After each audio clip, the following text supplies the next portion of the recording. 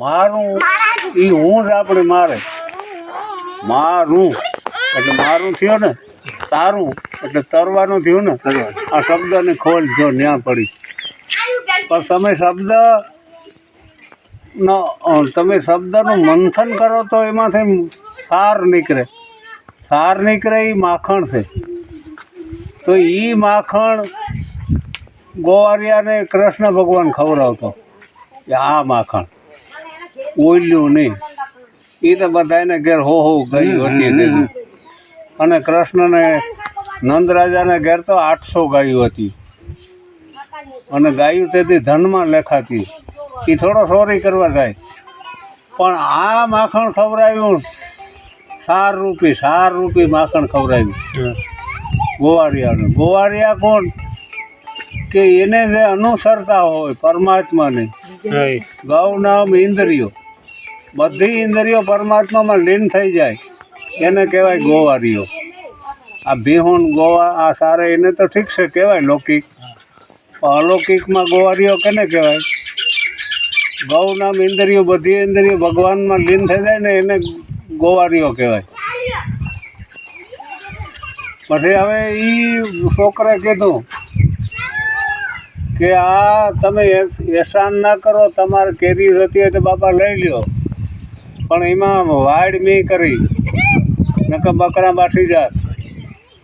એને પાણી મી પીવરાવ્યું તઈ આંબો થયો. તમે ભલે ગોઠલી નાખી હતી, પણ એને પાણીને સારવાર 8 વાર મી કરી નકર બકરા રેવાય નથી. અને મેં પાણી રેડ્યું તો સૂર્ય બોલ્યો છોકરાને કે તું એહસાન ના કર. એમાં કેરી ખાવી હોય તો ખાઈ લે તારે. પણ એણે મેં ગરમી આપી છે, કાપ આપ્યો છે સૂર્ય કે તઈ આંબો પાક્યો. તો પવન બોલ્યો સૂર્યને કે તું એહસાન ના કર. એને મેં આમ ઓક્સિજન આપ્યું. ઝાડવામાં ઓક્સિજન હોય. ઝાડવામાં ઓક્સિજન જોવું હોય તો ક્યારે? ચૈતર વેહાકમાં જ હોય. ચૈતર વેહાકમાં ઉનાળો હોય તો ઝાડવું સુકાવવું જોઈએ કે કોરાવવું જોઈએ? સુકાવવું જોઈએ.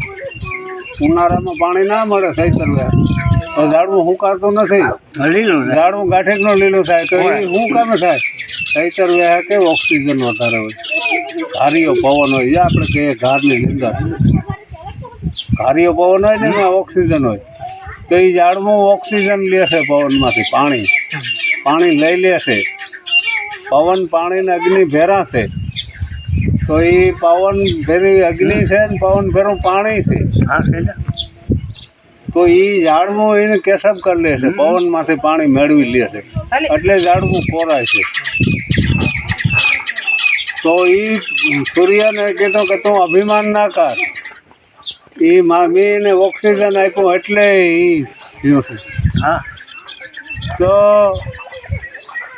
આકાશ બોલ્યું પવનને કે નહીં તું અભિમાન ના કર.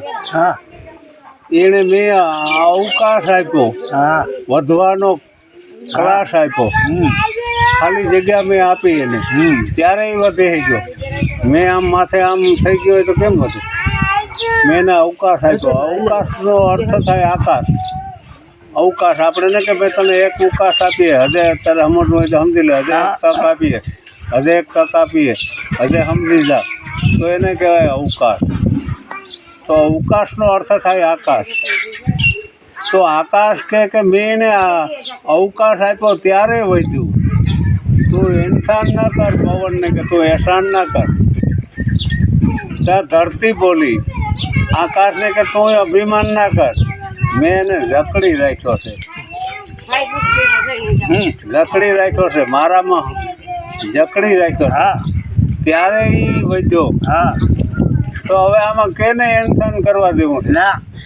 ગુરુને કરવા દેવું છે કે શિષ્યને કરવા દેવું? ક્યાં કોઈને કરવા? કોઈને કંઈ કરવા પડે. આ તો ઓટોમેટિક સાયકલ છે એ હાલે.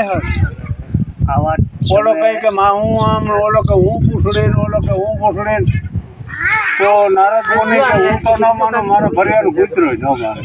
તમે આ બીજી પણ વાત અટાણે વાત કરી ને એ તમે બીજી વાત વાત તો કરવી પડે.